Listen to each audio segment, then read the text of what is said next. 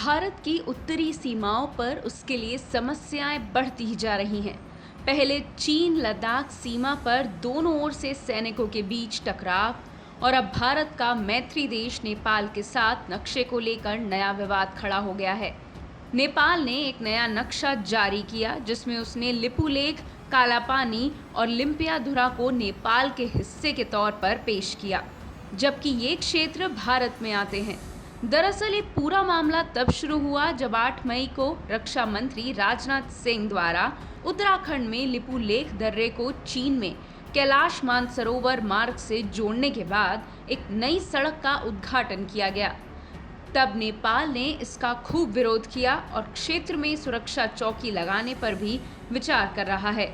इस मुद्दे पर सेना प्रमुख जनरल नरवणे ने सुझाव दिया था कि काठमांडू के विरोध के बाद नेपाल किसी और के इशारे पर लिपुलेख से मानसरोवर तक सड़क निर्माण का मुद्दा उठा रहा है, जिस पर अब केपी शर्मा ओली ने पलटवार किया।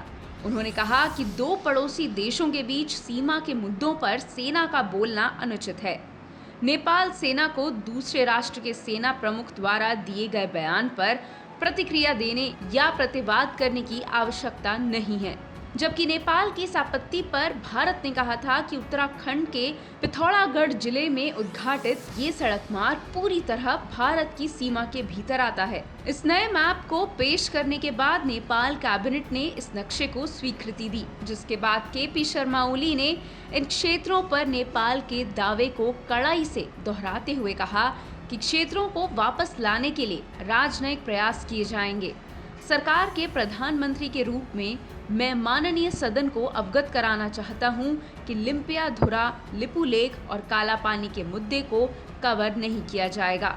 इसके बारे में एक निष्कर्ष निकाला जाएगा।